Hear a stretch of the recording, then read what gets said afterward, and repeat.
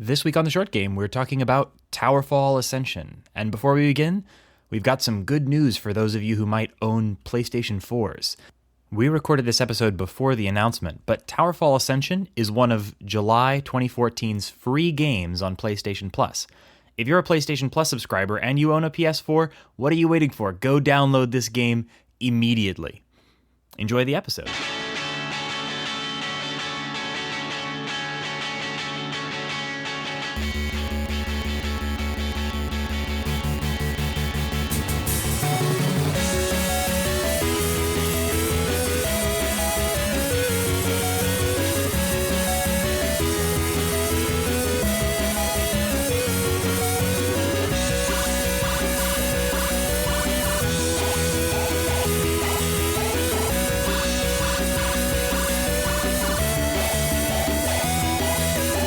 Welcome back to The Short Game. This is a show about fitting games into your life. Games of all kinds, but today we are talking about Towerfall. Probably my favorite multiplayer game I've played in years.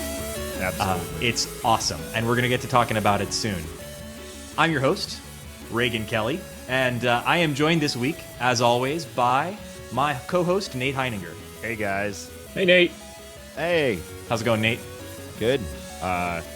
Fresh off of a extreme Towerfall binge, that was both hilarious, frustrating, and a ton of fun. It was a ton of fun. Oh, my goodness. I played a little bit. Yeah, this is Nate. Shane here. I can't wait to talk about this game. Awesome. Of course, I am joined by my excellent bro host and real-life twin brother, Shane Kelly. How are you doing, Shane? I am so good. The heat is on, guys. It's the summertime.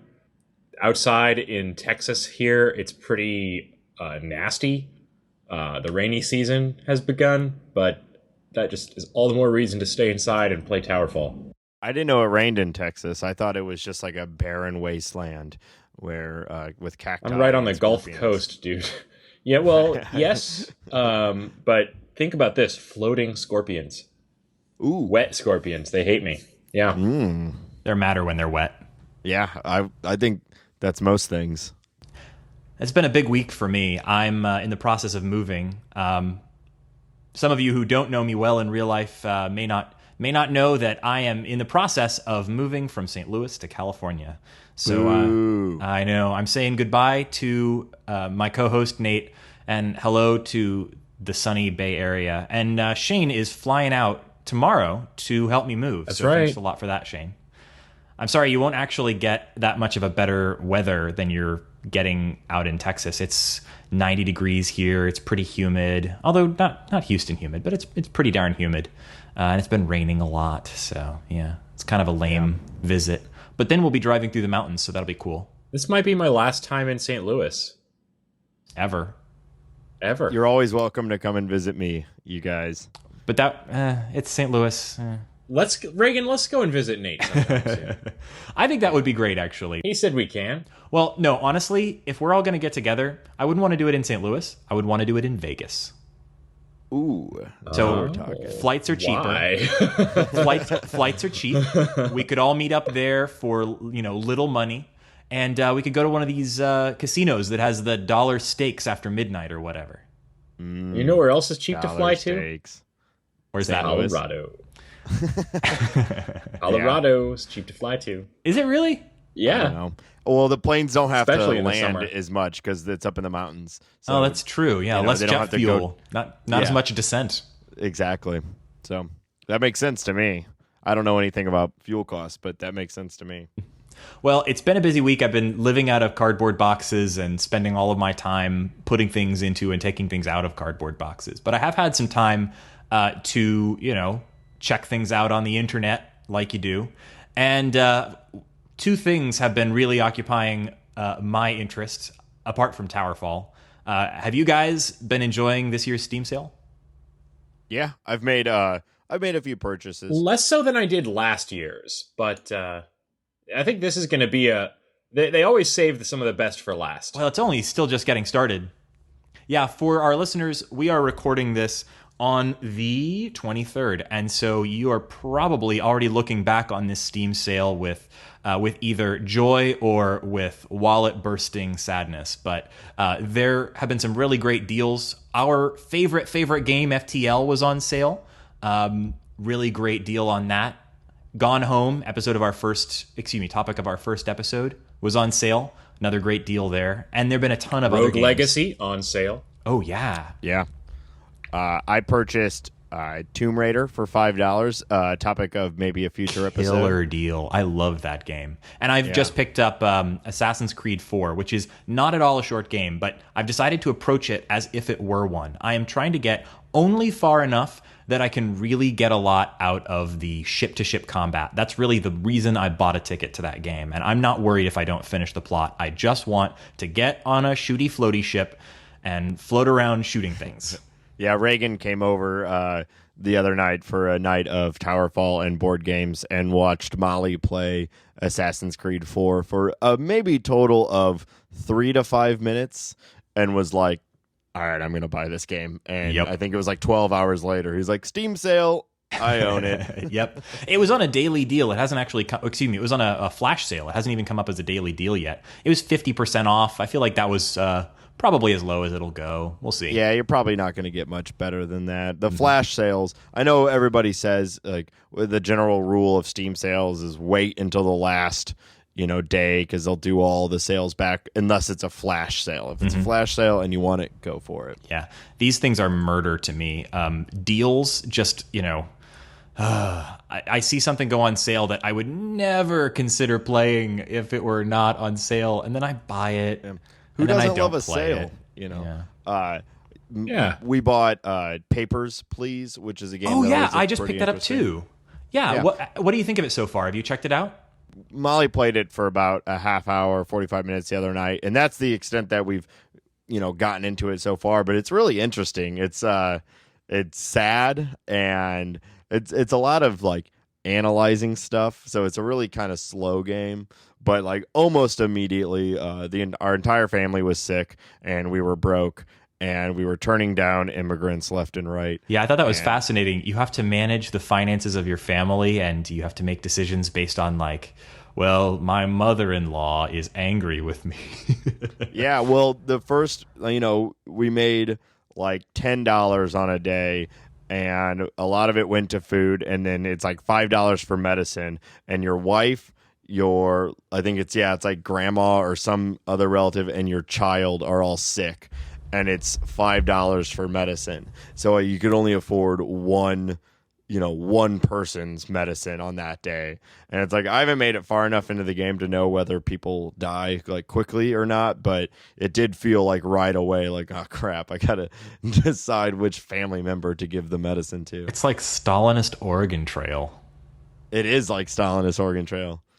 That's a really I don't know if I can play this game, guys. This sounds pretty depressing. I'm gonna go back and play more something cheerful like Minecraft. Yeah, well, and the soundtrack is like perfect. It's very Ooh. I'm looking forward to playing it a little bit more, or not. I don't know. I might just be sad.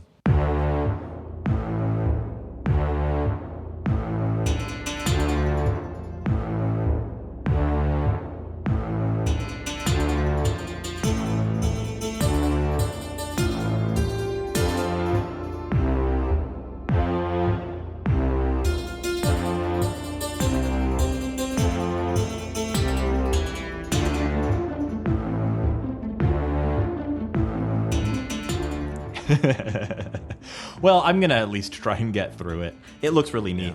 I've been keeping an eye on some other stuff as well.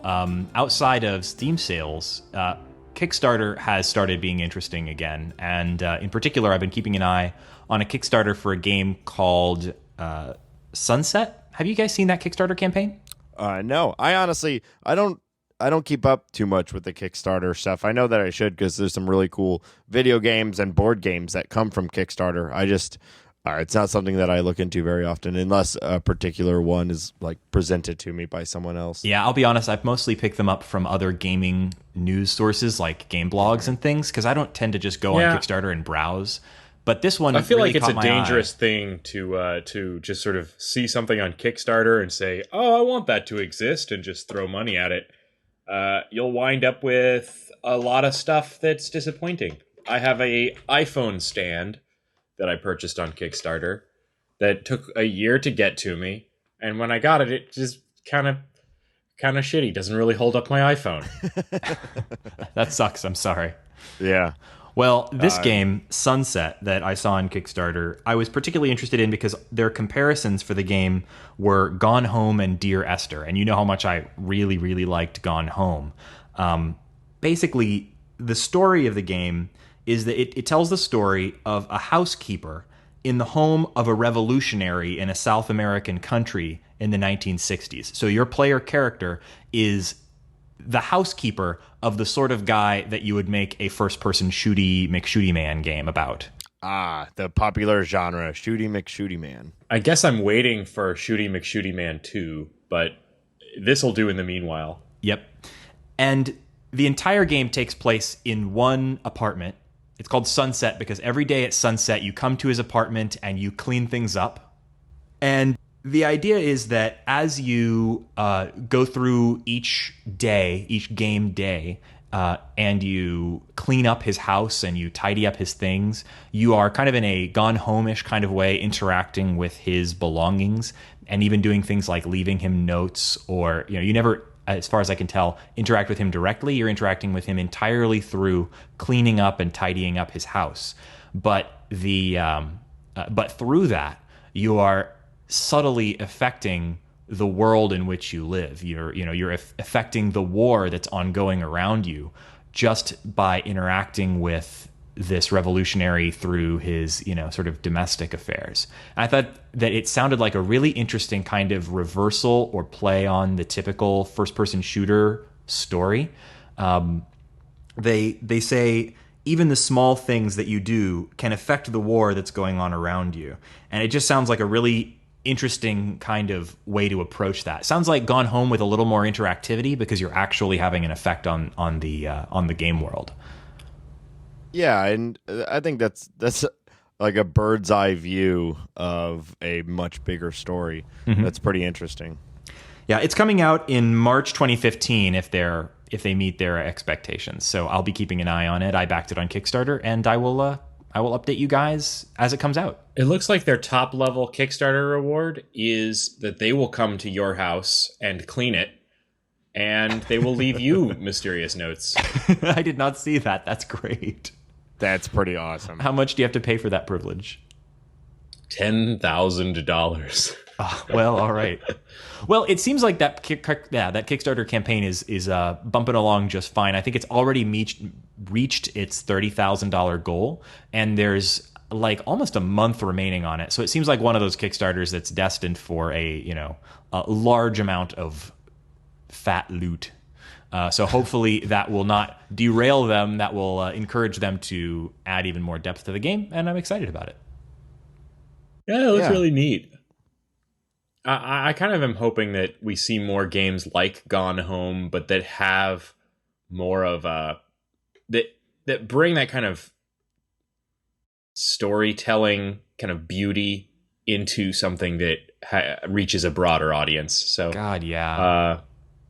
I kind of think it's like, do people read books anymore? But nobody has read these books. Nobody has been super into this genre of gaming. So I feel like almost like a curmudgeon of something that never was big. No, I really hope that we see more games taking a lot of inspiration from Gone Home. And I think it's early days. I think Gone Home was really pioneering in some ways. And I think you're going to see a lot of people taking a look at that as a possible inspiration or new direction for their indie games, because it's not interactive fiction, man. Yeah, interactive fiction, but why haven't we seen different style?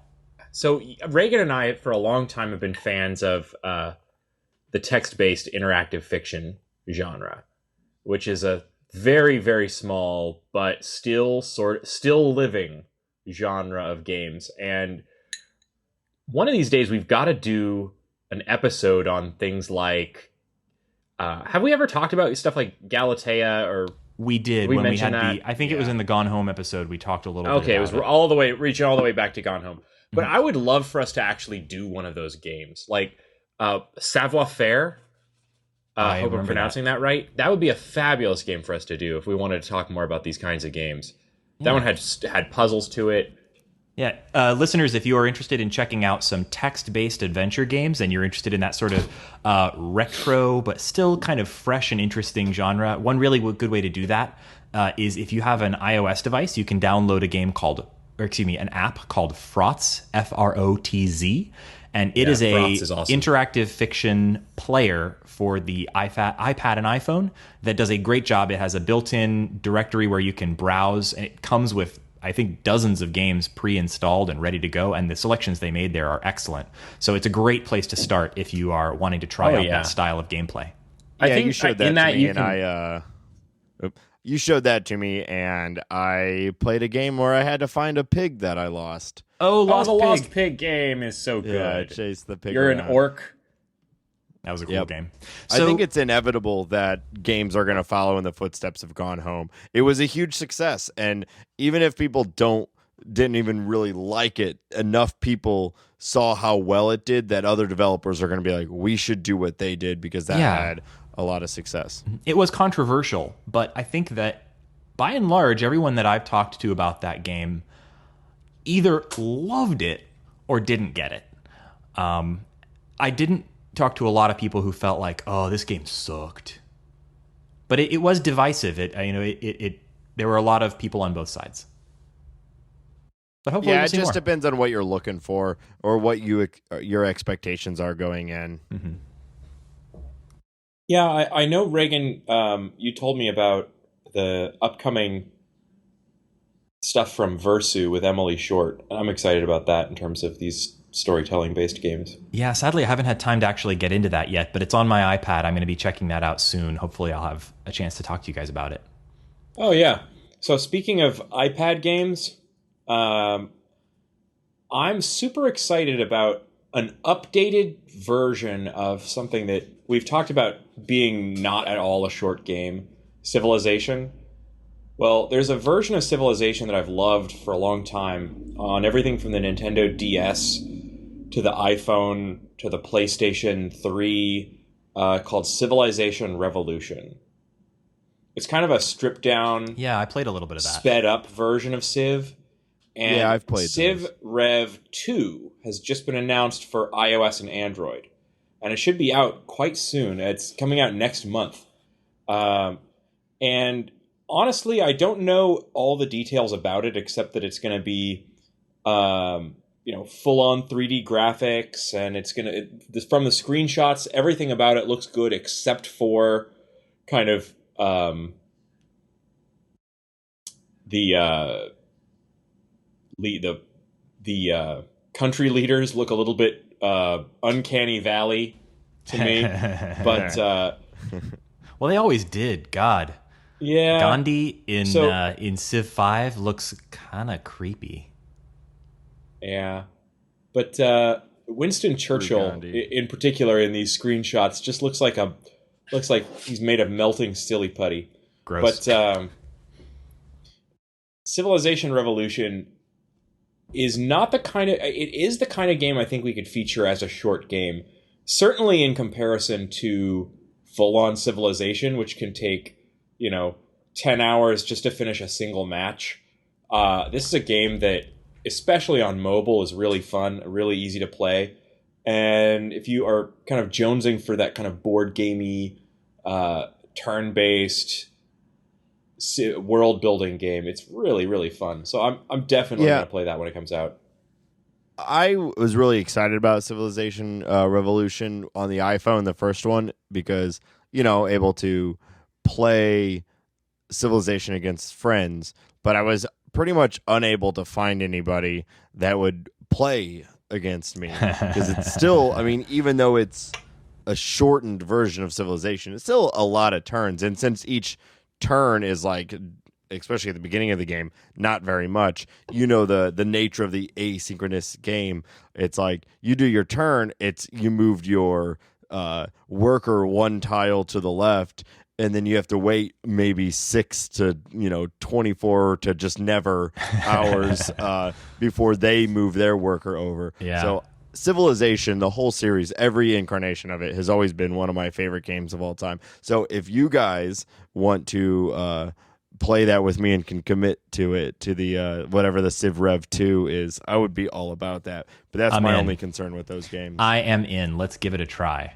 Maybe we'll devote a whole evening to it, and we'll try to keep those asynchronous turns short, and we'll just make it happen. Awesome. Yeah. Cool. Well, are we ready to talk about Towerfall?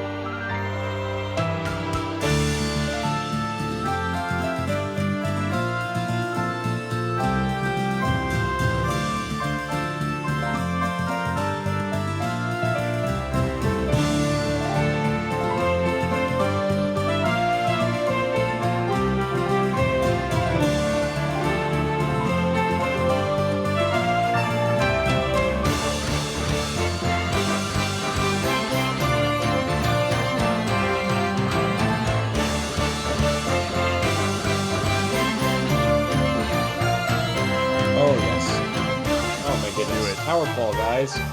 So I heard about Towerfall first from you, Reagan. Yeah, me where too. Where did you find out about this game? Towerfall, the original game. So actually, we should say that our topic of tonight... Towerfall Ascension. Yes, our topic of tonight is Towerfall Ascension, which is technically speaking the second Towerfall game. Towerfall was originally, and is still, the first game, an exclusive for the Ouya. And some people might not even be aware what the Ouya is because it's such a small market. The Ouya was that $99 Android-based game console that was launched as a Kickstarter project a couple of years ago.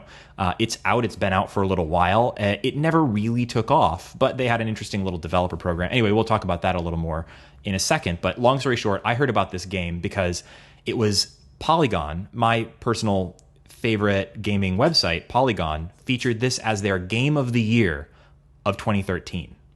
And 2013 was a good year for games. I mean, there were a lot of great games in 2013. And Polygon is a bunch of really smart people. And this little Android game that was exclusive to the Ouya, a console that basically, if you read about it on the internet, the most common thing people will say about it is, it's cheap, but there's not that many good games for it, and the controller sucks. Ringing endorsement. Yeah, and no one is buying the thing.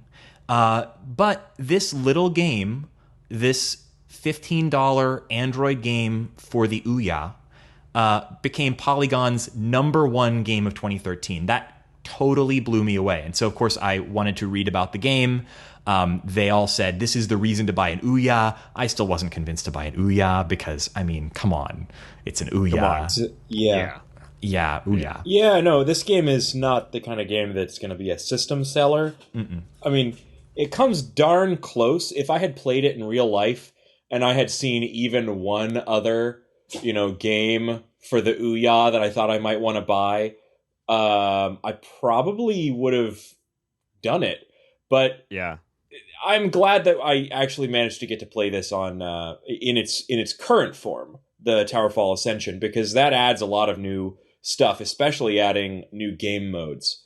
It adds the cooperative, which is the part of the game that I've managed to play the most of. Yeah, I was just gonna say, it's not necessarily a system seller, but it is almost for me a purchase 2 more DualShock 4 controllers seller for me, because playing 4-player was so much fun, and I only have 2 for my PS4, and all I want to do is play this game with 4 players, and it would require me to spend about $150 on 2 more controllers, and I'm like so tempted to do it. Well, I was also pretty tempted. We managed to cobble this game together by plugging a laptop into a TV. So first off, we'll talk more about the game, structurally and how much fun it is in a bit. But when we had our game night recently, Nate, and we got 4 people together to play this game, it was the most fun I have had sitting on a couch playing a game with 3 other people,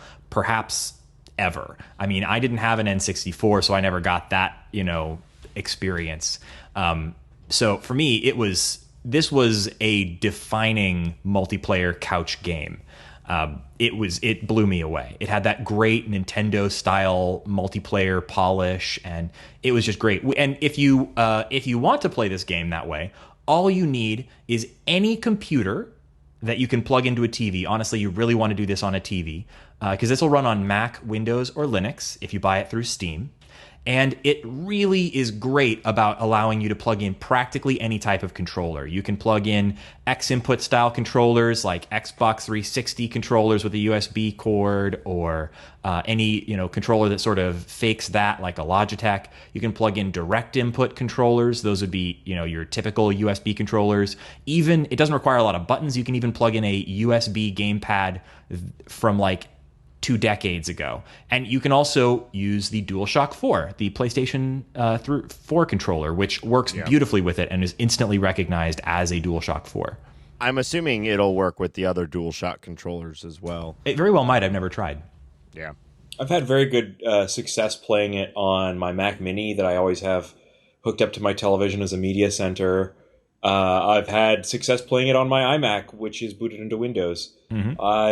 I think it's the kind of game that, in order to be successful, they probably realized it had to be played with a controller. And for something that seems like it's being primarily distributed on computer, it's just a good thing that it's fairly flexible in what you can use. Mm-hmm.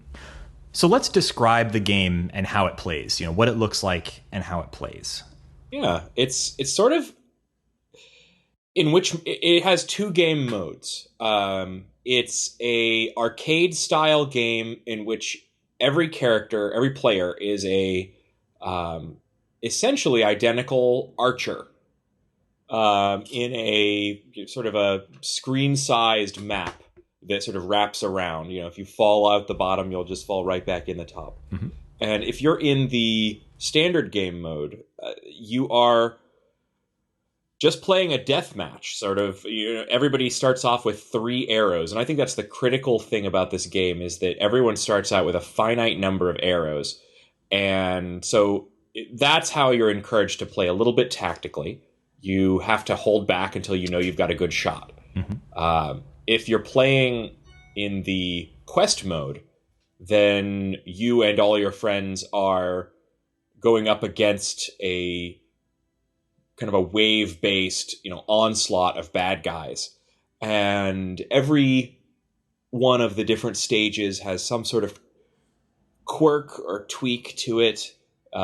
Special bad guys in the quest mode, or special power-ups in the standard mode. And ultimately, you just sort of fight until you die, and then start again. Yeah, and the thing about the arrows is that since you are in a closed map, they will stick to wherever you shot, even if it's into the body of someone else, and you can go and pick those up. So while It's a finite resource, it is replenishable by grabbing the arrows fired from other people, which is another key element to it. Arena 2D platform fighting game.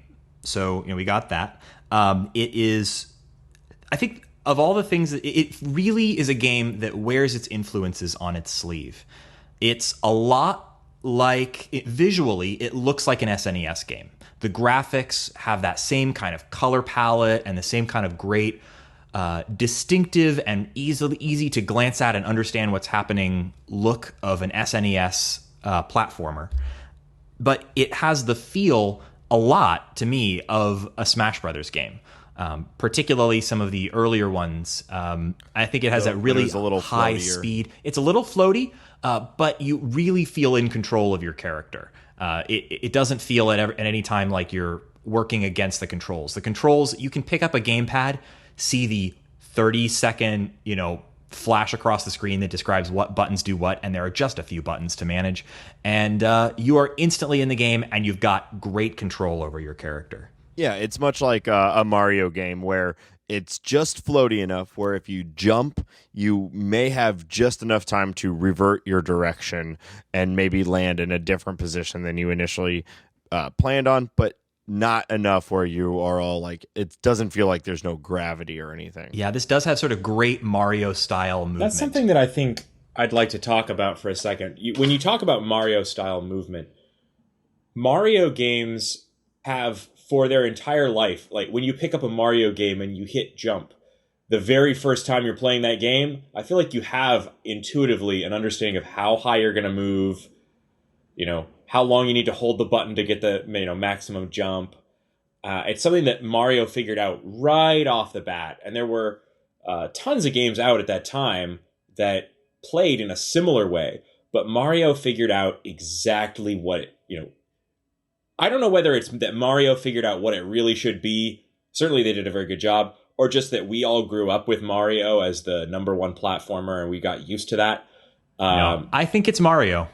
Yeah, if someone, because it's been around for so long, if they weren't right, then someone would have done it better by now. And we would all say, oh, this is better than how Mario does it. And I can't think of a platformer where I can honestly say the gravity or the controls are more intuitive than Mario. Yeah, and you instantly know when a game is doing the physics even slightly subtly wrong. I played a game recently that I really liked. It was Teslagrad, a pretty darn good platformer. A lot of really clever concepts. It was a good puzzle platformer, but the jump was off.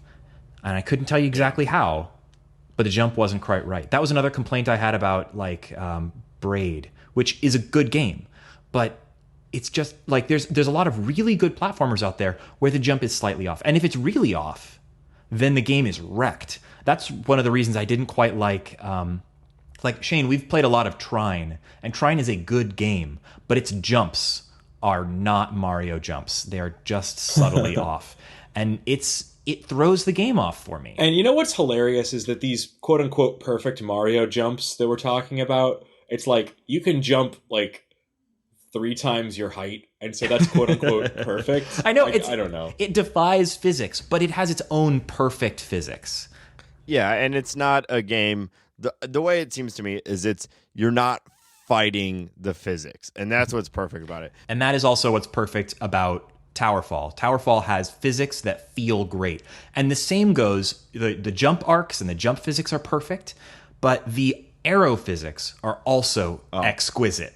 This is probably the key aspect of what makes this game pick up and playable, and that I do believe you can get good at this game. I do, but I think that there will always be, I think anybody can pick up this game and be competitive, mostly because of how the arrows work. Yeah, it's got an incredibly shallow learning curve where anybody can pick up this game and feel like they're going to be able to stand up to their 3 friends who are coming after them without feeling like they're being beat up on.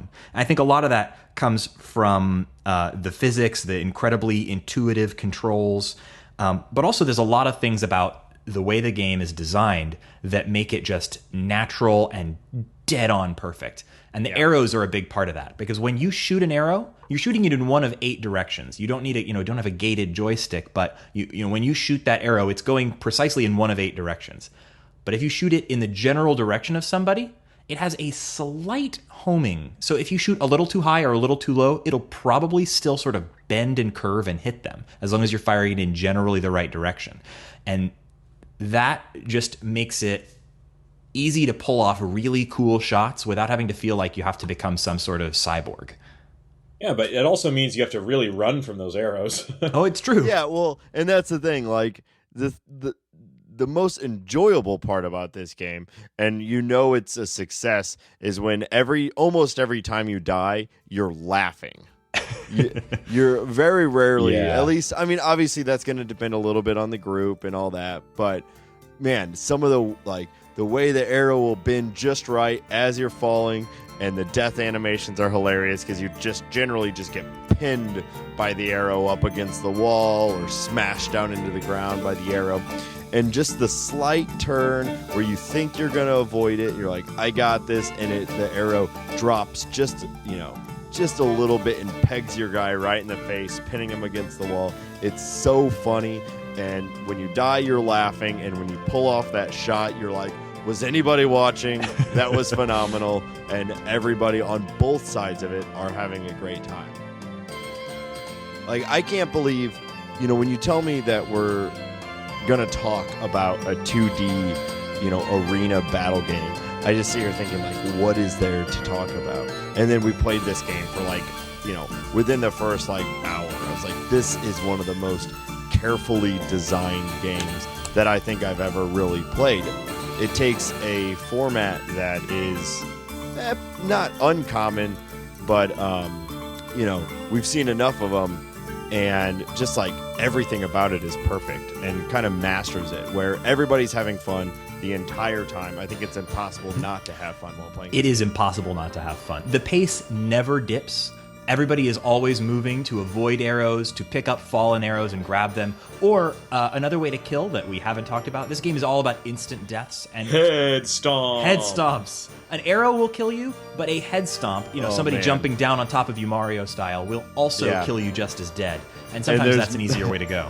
There's nothing more rewarding. Like, a great arrow is fun, but if you can get a really good head stomp on someone, oh man, it feels great. And I played some two-player one-on-one the other night, and if you can pull off a head stomp while playing one-on-one, oh man, it, like, the other person feels terrible. It's incredible. And if you can pull it off, it's it's great. Fun. And when you can end up in a lot of situations where there's a lot of standoffs. You're right next to somebody, and neither of you has any arrows, and so somebody's got to jump on the other. And neither of you can jump because it's going to put you at a disadvantage. It's just full of these great little moments of, like, tiny little twitch movements to try to get a slight advantage on somebody, and then suddenly, damn it, they got me. And you're just laughing the whole time. Were you guys saving the gifs of your victories and defeats? Oh, yes, we were. Yeah, it took us a while. One of my favorite things about the game, it's something I've never seen in a game before, is it not only does it have an instant replay feature when you've just, trounced all of your opponents. So great for this game because so often that last kill of the game is the most amazing one. Some kind of great trick shot or killer head stomp. Or a quick reversal. It's not like Modern Warfare or whatever where you, like, watch it and you're like, all right, just, like, you can turn it off and you get through it. Like, cut to the chase. With this, like, you're like, whoa, what happened? Yeah, everybody watches it. The kills happen so quickly that you almost need the instant replay to be able to tell what just happened to me. How did I just die? Yeah, it's awesome, and it's fun to, even if you're the one who got killed or you weren't even involved in the kill, it's fun to watch the instant replay because it's, like, just slow enough to get to see what happened. And then you can save them. And then save them as animated GIFs into a folder on your computer. So smart. Yeah. We didn't realize that until kind of later while we were playing. I saved a few. We'll definitely put some up in the show notes. I'll try to put our best moments up. Yeah, and we figured it out while I was having a very good run. So if you see a little orange guy getting a lot of kills, that's me. I want to make sure. Everybody's aware. I think that's the greatest sort of internet-aware modern feature for a game like this. What a brainwave that Matt. Actually, gosh, I don't have his last name here. The game is made by Matt Makes Games, which is the studio of this one guy who made this game. He is one guy. It's not a studio or a big name company. And this is the kind of game that could only come from an indie and maybe only from just one guy. It's too simple for if Ubisoft tried to make this game, they would wreck it because they would be adding too much. There'd be too many hands on the tiller. But this is a game where Matt, whoever you are, Matt, we salute you. He put his heart and soul and genius into this game. And it is a clear win by one man. This is a great game. Yeah. I don't know how much I can talk about how much I loved this game. I'm like Super Smash Brothers is one of my favorite games of all time. So I'm already biased towards the, everybody sitting in one room fighting each other games, but this has immediately vaulted like right up there with that game. And I've only probably played maybe at this point 8 hours of it because I played, and I know Shane kind of brought it up earlier, I did play through the entire co-op mode as well. Oh, and really? That's actually the bulk at this point of because it took a long time. It's hard. It is. But ton of fun though. And the enemies are so fun. My first love of video games came from in-room multiplayer games. Oh yeah. And it's always been like my favorite thing about video games, and it's so rare to actually be able to pull that Couch off. co-op, they call it Yeah. now sometimes, and Especially or with the couch modern, versus. like, hey, let's play a game together. All right, you log in and I'll log in, and then we'll play together, and it'll be fun. And then 45 It's like- minutes later, we found a server, and Yeah, exactly. And don't get me wrong, that can be fun. I've done that with Battlefield, and that's kind of cool to a degree. But sitting in the same room, playing directly against someone, I really like co-op. Don't get me wrong, but like direct combat or like Mario Kart. I'm a fan of the Mario Party, Kart. like Mario Party games. I love any game. Absolutely, man. Yeah. I got a chance to play the new Mario Kart over the last couple of days because a friend of mine bought the new Wii U, and I basically am convinced, man. I love these kinds of games, and I feel like this is a side note, but the Wii U is going to be a good system for this kind of game. Yeah, and that's I've got a lot of expenses going on in real life at the moment, but once that all kind of levels out, get your shit together, man. It's just money. Yeah, exactly. I also am moving to a degree in a lot of purchases and whatnot. So once that's all done, I'm buying a Wii U. Oh man, immediately. This game would be amazing on the Wii U. I think probably Sony has it locked up right now as some kind of an exclusive, but this game, like, this would feel It so should make right it to everything eventually, right? on the Wii. They need to get on that. So I have some tips that I wanted to kind of discuss with you. Oh yeah, let's talk some about things how that I we was play. thinking about. So my first thing that took me a while to realize about the game when playing versus or when playing the cooperative is really how to use the wrapping level. Like if you focus too much on how you're going to get around the level or like climbing, especially, like if you're climbing, you're going to die. You need to be falling all the time. Yeah, that was something that I figured out as well. One of the last stages is really difficult, but there's a hole in the bottom that's just a little bit blocked by a platform, and so you can fall through it, basically dodge the platform, hit the ground, and it's like just a slight step to the left to fall back through it. And so the entire round, I was falling virtually the entire time, and so that always. I think the core of it is always try to have the high ground. And always try to be moving. Yeah. It reminds me in that way a little bit of Joust, because Joust was another game where you had that kind of level design where the top opens up to the bottom, the side opens up to the side, and your incentive there is to always side to be side, moving. yes, but not top Oh, that's to true. bottom That Joust. I guess Joust didn't There was really have lava that. down there, man. There's lava. Yeah. Well, I'm glad you brought up Atari, Joust, Asteroids. Oh yeah. You know what? This game actually has a lot in common with Joust, I think. It does, yeah. Especially in the co-op version. The head stomping. Yeah. I'm glad you brought up Joust. Joust is probably my favorite game from that era. I've Definitely. had so much fun playing Joust. There's a lot of barcades that have kind of popped up over the years, and anyone that has Joust, I'm Oh yeah. playing If you got Joust down there. Another game this related back to for me was the SNES version of Bomberman, because that was another game with amazing four-player, player versus player, arena style, try to kill your three friends kind of combat. Similar graphic style, not really. I mean, this is much more elegant than that. That was kind of clunky looking, but it had that feel for me of that amazing. It's just a game designed to create hilarious moments of death.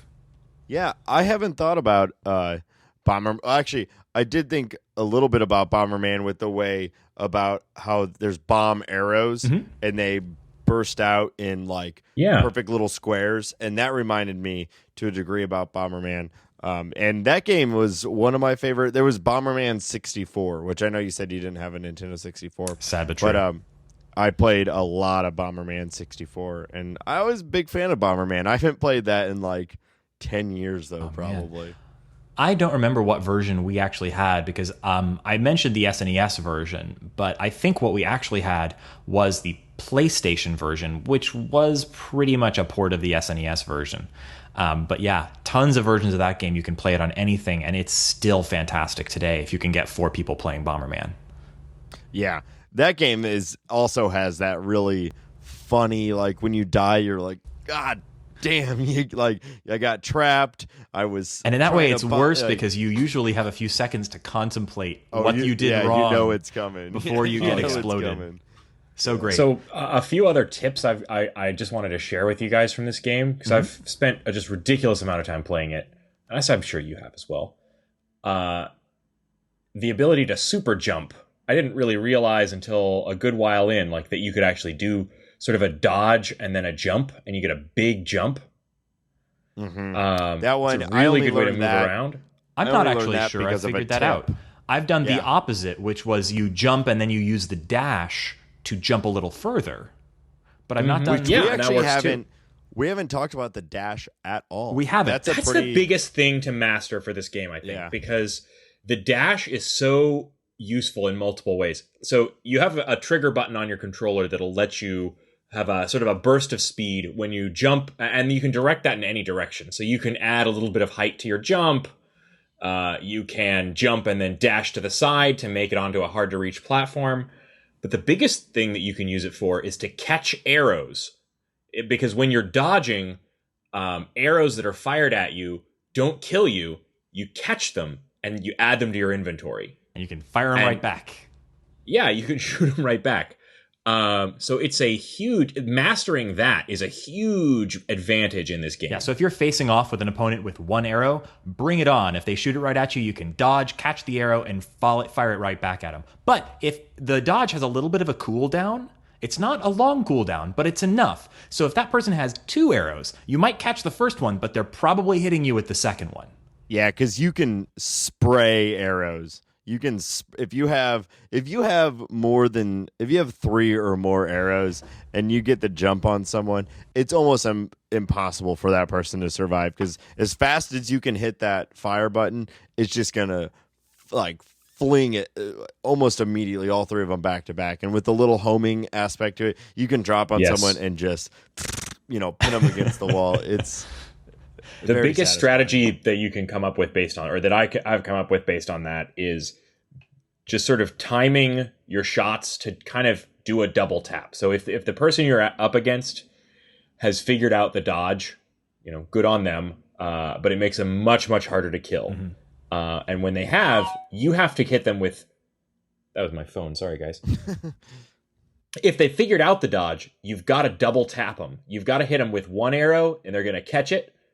And you have to give a little bit of a pause and then hit him with a second arrow so that you can hit him during that cooldown. Because if somebody's really good at the dodge, there's no other way to kill him.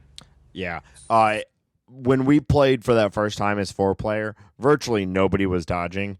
And I made it very deep into the single, or we played it co-op, but the campaign mode without dodging. But I did figure out at around, I think there's somewhere around 8 to 10 stages total in the campaign mode.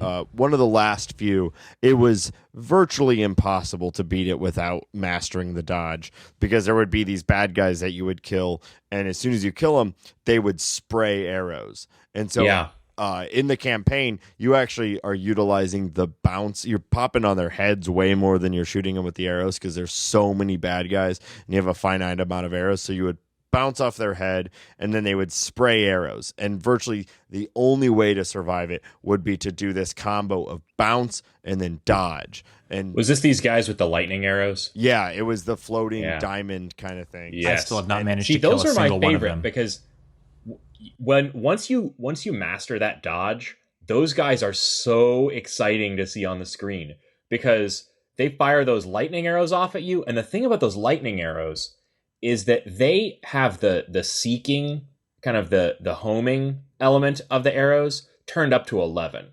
And so when you shoot off those lightning arrows that you steal from the weird diamond guys, those things can kill anything on the screen, and they can kill multiple things on the screen around a corner. So those are the most fun things to find in the game. Yeah. Speaking of power-ups, there are a ton of awesome power-ups in this game. And they really sprinkle them into your games randomly. So when you're playing the 4-player versus mode, little power-ups will show up from time to time, and they kind of get sprinkled in randomly, and suddenly something will pop up that you've never seen before, and it changes things really dramatically. It's kind of like the items in Super Smash Brothers. A lot where like it's that. like And you can turn them, the variants, you can turn them up, you can turn them down. At the basic settings, they're just enough to affect the game, but not enough to make it where whoever got them is gonna like for sure win. Yeah, absolutely. Because they also kind of make you a target to a degree, because there's like the wings, and if somebody has the wings, they can virtually, guarantee the high ground. But everybody sees this guy flapping around the top of the map, and it immediately becomes a target. So they're a lot of fun, but they don't sway the game. Yeah, that would be my main tip for the versus mode. We already talked about, the dash, which is probably the biggest game changer once you get your hands on that. But the main thing for me is don't focus on getting power-ups. I feel like that was the opposite in Smash Brothers. It's mad dashes sometimes for those items. But you actually probably want to focus more on kills than on getting power-ups. There's different game modes, but most of the time in this, you're probably going to be playing in the headhunter mode, which is where the person who has the most kills, not the last man standing, wins the round.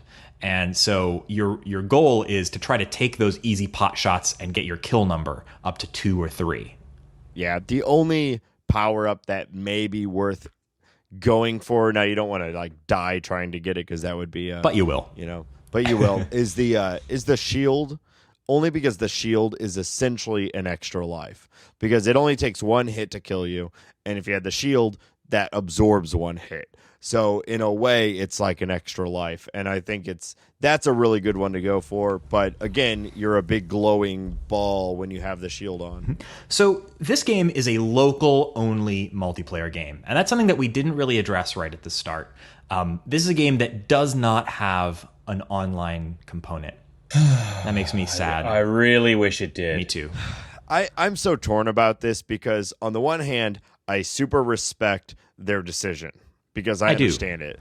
Because this game is so quick, and it's so much fun to be able to like yell at the person that just killed you. A picosecond of lag would ruin this game sometimes. Would ruin it. And you almost need, because it is so fast, like I feel like if you didn't have that ability to like laugh in the face of the person you just killed, or laugh as that person kills you, I think it might take away a little bit from the game.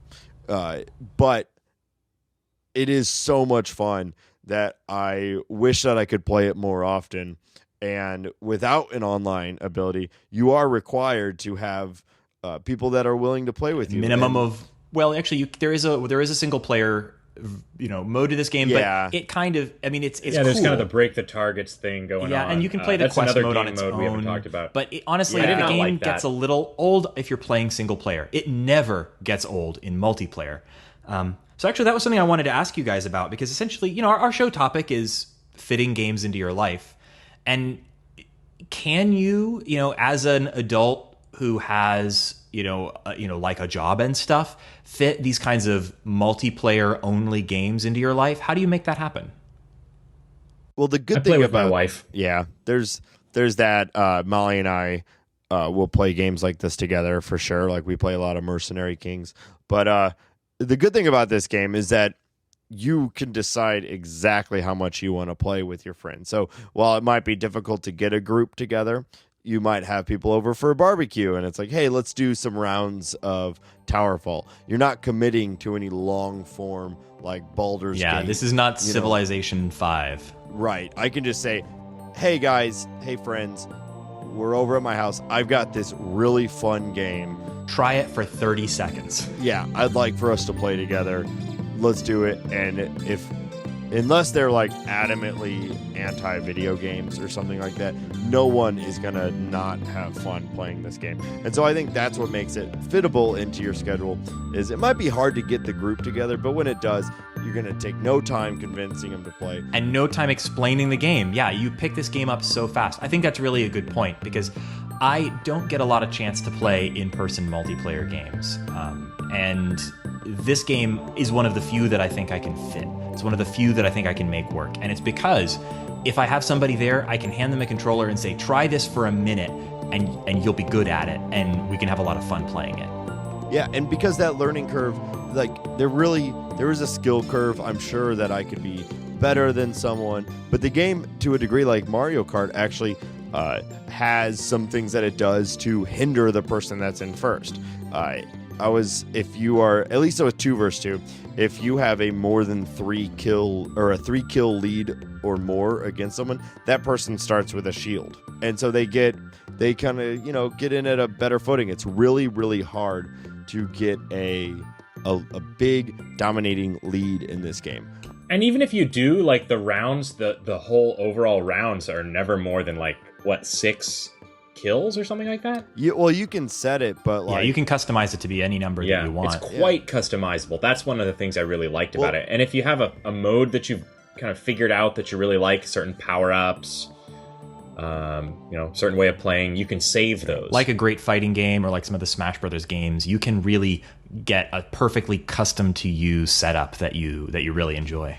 Almost every game we had when we played with 4-player, and sure, we were all new to it, and that might change if we all went home and like practiced. But I mean, there was virtually every game where the winner came down to maybe 1 or 2 kills, and we had several in a tie. And it was always overtime. Close.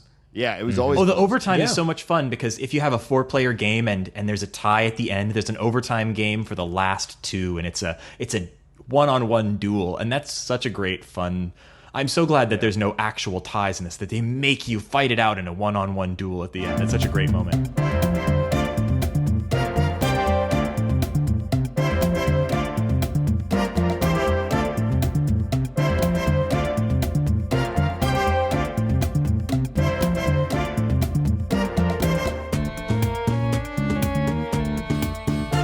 So any other games in this kind of style, this kind of like couch multiplayer that you guys have found fit in for you? I know we talked a little bit about some of the past Mario games and the Smash Brothers games. This game stood out for me because it's the first game in this sort of gameplay style that I've managed to make work for me in a long time.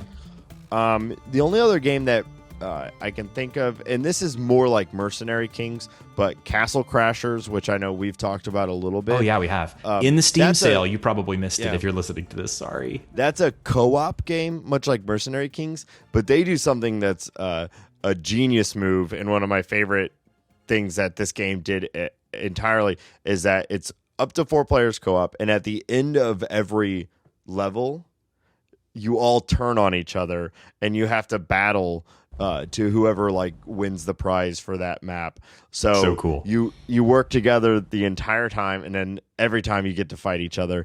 And it's really funny because there's like usually ends with a boss, and then once the boss is done, he drops treasure, and you all 4 fight for the treasure. And so people start like the boss is about to die, so people start kind of positioning themselves in like a good spot to prepare for the battle for the treasure.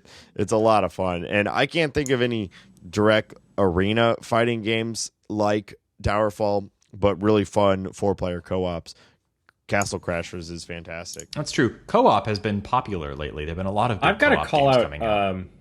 I've got to call out a game that is a real throwback, but it is my favorite game to pull out and play with just somebody spur of the moment. And it's a puzzle game. It's a versus puzzle game called Puyo Puyo. Puyo Pop Fever? Well, Puyo Pop Fever is a later version of it. Any of the Puyo games. I'm so addicted to Puyo Pop Fever. It's one of the 2 games I still play on my Dreamcast. Well, the original arcade version of it is called Puyo Puyo. And if you've played it in America, you might have known it as Columns. None of this sounds or familiar. Dr. Robotnik's Mean Bean Machine. Oh, yes. Yes. I've played a ton of Dr. Robotnik's. Yeah, Dr. Robotnik's Mean Bean Machine was Puyo Puyo. The Mean Bean Machine. Okay, so if you can get a hold of any of these forms, you'll really love it. It's a puzzle game, very much in the same sort of feel as it's kind of a match 3. Well, no, it's a match 4 puzzle game. But the pieces don't stay together. Yeah, similar to a Tetris type game. If you've played Tetris or any of these kind of falling block puzzles, Dr. Mario. Mario. It's pretty similar to Dr. Mario, and it's a versus game. So even if you're playing it single player, you're playing it against the computer.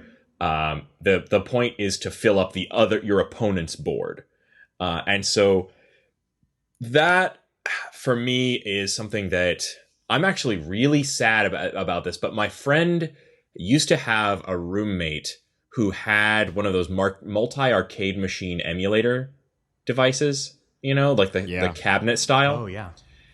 And it had this game on it.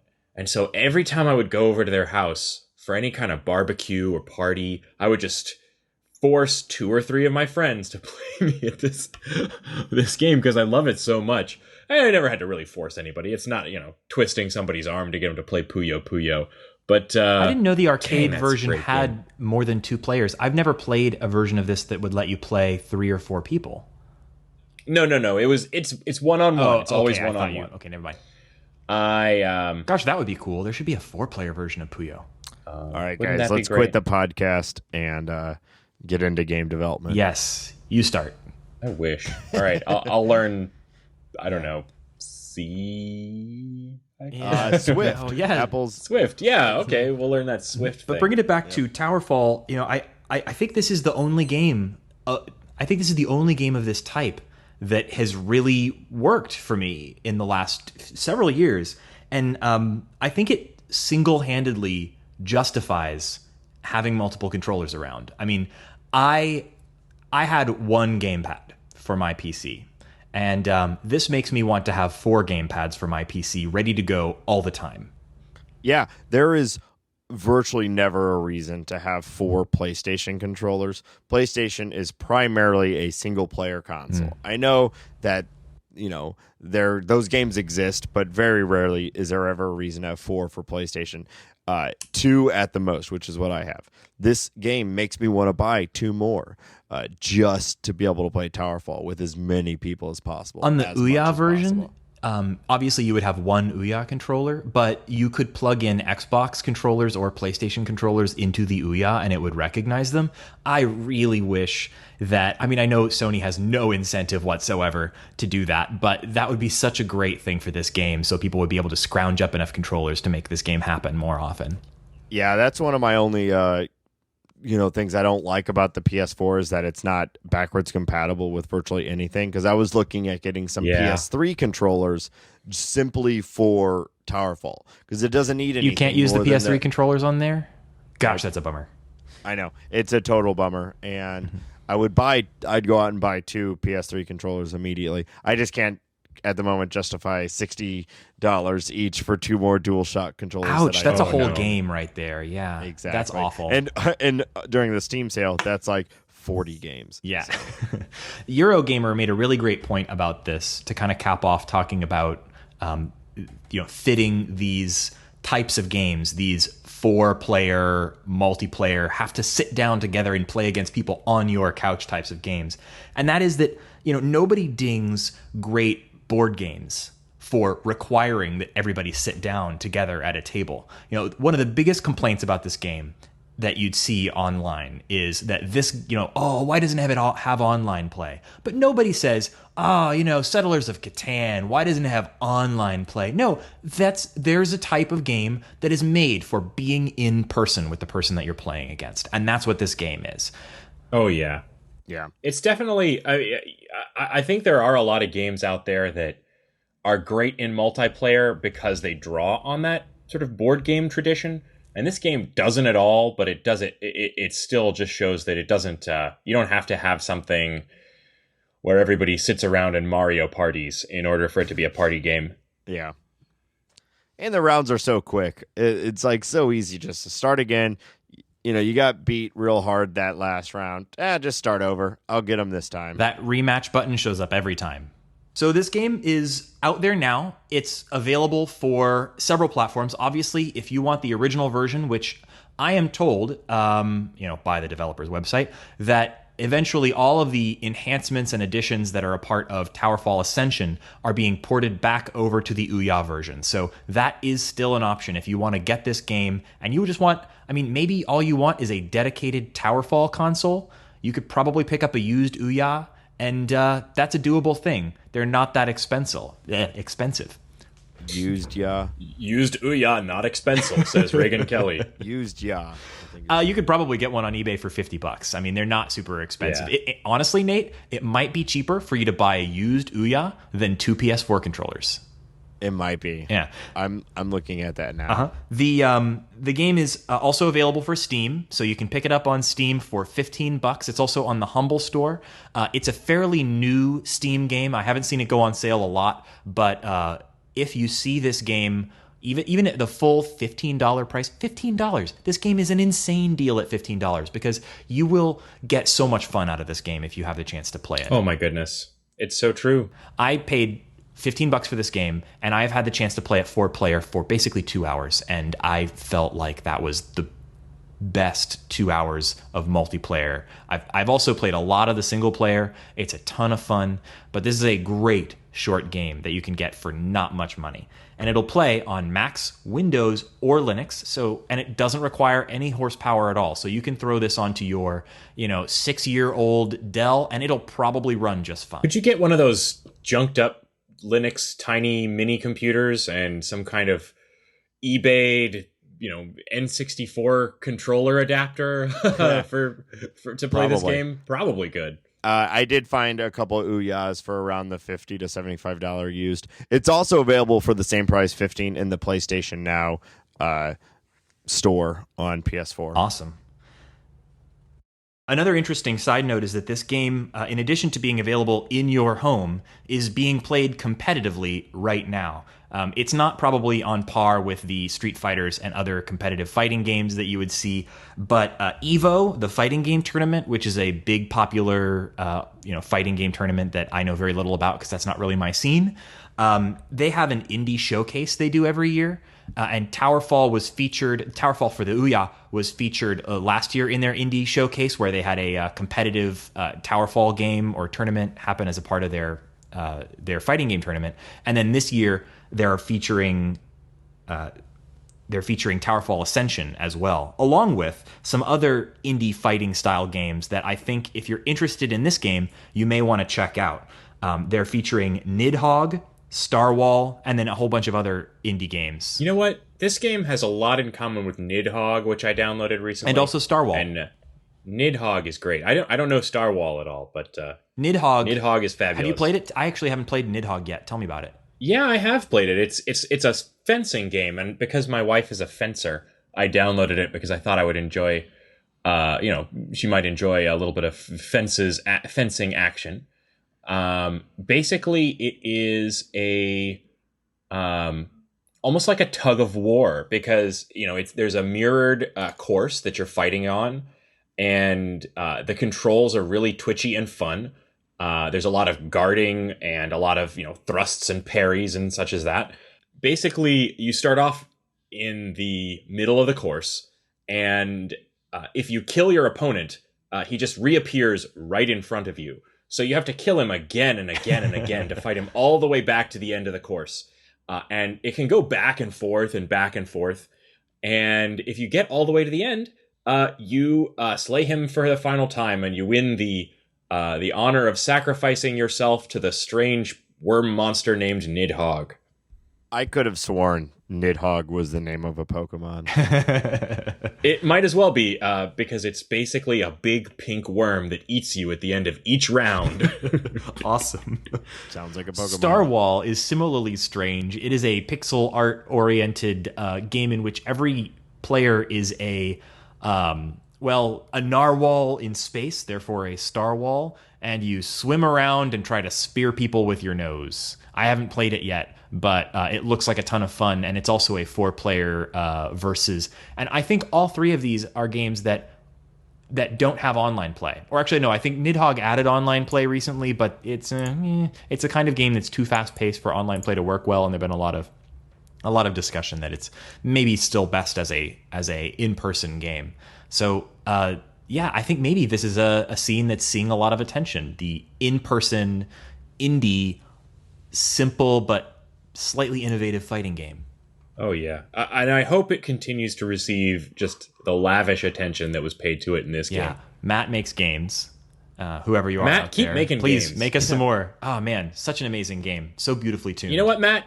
make us Towerfall 2. Towerfall the dissension or the distension or the acceleration. Yeah, and all I'll buy it. I would pay any amount of just- money for more Towerfall. Make it the same game, just more levels, I guess. Yeah, I don't even know what you would more need levels, more power-ups. That's all we want. I don't want him to change I'd like to see anything more about characters. the basic mechanic. I mean, one thing that I think is great about the game in one way is that the characters are perfectly balanced, but they're perfectly balanced because they're all functionally identical. I think it'd be really fun to see some variety to the characters. That's actually a good point. Something I liked about the game is that the characters are all visually very distinctive. So you can tell which one is yours in a second. They're all different colors. And also what's interesting is that they all make different sounds and their animations are all subtly different. So that serves the purpose of the game in that you're never confused. Well, unless you're truly just confused. You're never really confused about which one of those little dudes is yours.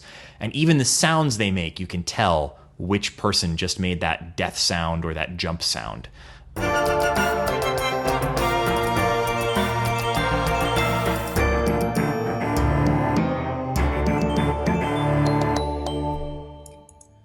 They do kind of try to confuse you about which little dude is yours later on in the campaign mode, where they have guys that sort of imitate your look.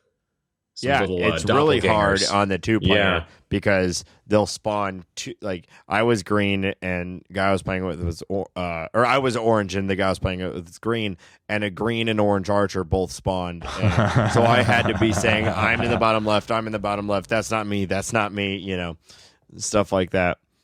There are unlockable things in this game too. There are a couple maps and there are a couple archers that can be unlocked through a couple various things. I mean, the characters are all exactly the same, just different colors. But it seems like he's continuing to iterate on this game, and I hope this is the kind of game that continues to see updates for a while and adds more every little tiny thing. I feel like adds something to this game. Every little power up. I love every power up in this game. They're all perfectly tuned, but if he can continue adding stuff onto it, I will see that as a great benefit. Yeah. Stupid brambles. Oh, the bramble arrows. So frustrating and so cool. Every time. All right. So I cry every time. Thanks, guys, for joining me on this fantastic episode of The Short Game. This is a game that I am really, really glad I got a chance to finally play in person, because I've had my eye on it since Polygon originally did their article on it, and I was beginning to despair that I would never be in a room with 4 people disposed to playing video games. But now that it has finally happened, I can honestly say I agree with Polygon. I think that this is the game of the year 2013. Yeah. Reagan had been bugging me to come over and play this game for months. And every time I'm like, no, Reagan, I got to play all the other games you're telling me to play for this podcast. And so I'm glad that it finally happened. All right. And for the first time ever, tomorrow, this entire podcast will be in one place. So if something horrible happens to I won't say the place where we are all going tomorrow, this whole podcast could be wiped out in a single stroke. It's the kind of thing they really try to avoid with like the president and the vice president traveling in different cars. Well, hopefully that won't happen to us, intrepid listeners. And if it does, you will have never heard this episode because I won't have the time to edit it. So if you're hearing what this, do you know that survived. I don't, Reagan? Should I be worried? Well, I'm not letting you leave St. Louis. Yeah, I'm not sure I can say it on Skype. Either of the you. NSA will pick up on it. Man, that's the second time bad NSA jokes have been made on this podcast. You're right. Yeah. I'll cut it. Reagan never makes bad jokes on the podcast because all his bad jokes get edited out. That's fair. So I will see both of you tomorrow, and perhaps we'll have a second to play a tiny round of Towerfall as we are together in one place for perhaps the only time. If we could make that happen, I'd be so excited. You guys are, of course, invited over to my house, which will have a functioning so happy. It'll have a functioning TV. I'm assuming yours will be all torn up. It may or may not be in a box on its way to California by then. We'll see. Yeah. Worst case scenario, we can go out to a bar and I will bring my laptop and 2 game pads and you can bring one and we will make this thing happen. I can't wait to play Towerfall against the 2 of you guys because I'm going to kick your asses. All right, thanks a lot to you guys both, and also thank you to our listeners for joining us on this episode of The Short Game. We may have a short break following this episode, maybe just a week of gap because of the move, or maybe I'll get my shit together and we'll be recording again next week. But we will see you on the other side of my cross-country move, and thanks for joining us on this episode of The Short Game. Goodbye, listeners. Goodbye.